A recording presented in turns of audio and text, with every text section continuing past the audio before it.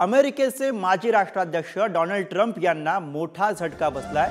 Porn स्टारचं तोंड बंद ठेवण्यासाठी पैसे दिल्याच्या प्रकरणामध्ये ट्रम्प दोषी आढळलेले आहेत। पॉर्न स्टारला दिलेले पैसे लपवण्यासाठी बनावट रेकॉर्ड बनवल्याचा आरोप डोनाल्ड ट्रम्प यांच्यावरती आहे। आरोप सिद्ध होऊन दोषी ठरलेले ट्रम्प हे अमेरिकेचे पहिलेच राष्ट्राध्यक्ष ठरलेत।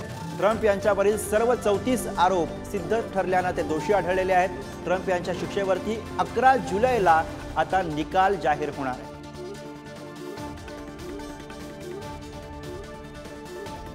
तर हे प्रकरण नेमकं काय आपण समजून घेऊया। पॉर्न स्टार स्टॉर्मी डॅनियल्स यांनी ट्रम्प यांच्या लैंगिक संबंध असल्याचे आरोप झाले। गप्प राहण्यासाठी स्टॉर्मी डॅनियल्सला ट्रम्प यांनी पैसे दिले। डोनाल्ड ट्रम्प यांनी $1,30,000 दिले असे आरोप होते। ट्रम्प यांच्या माजी वकिलांना 2016च्या निवडणुकीपूर्वी स्टॉर्मीला पैसे दिले। ट्रम्प यांचे वकील मायकल कोहेन यांना या प्रकरणामध्ये अटक झाली।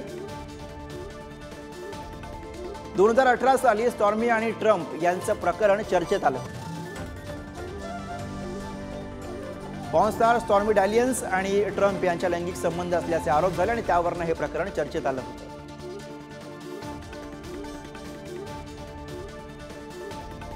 राजकीय लढाई ही अमेरिकेच्या लोकशाहीला एका वेगळ्या दिशेने नेणार असून कदाचित डोनाल्ड ट्रम्प यांना या निकालामुळे सहानुभूती मिळण्याची शक्यता आहे आणि त्यांच्या बाजूने निकाल लागण्याची शक्यता आहे।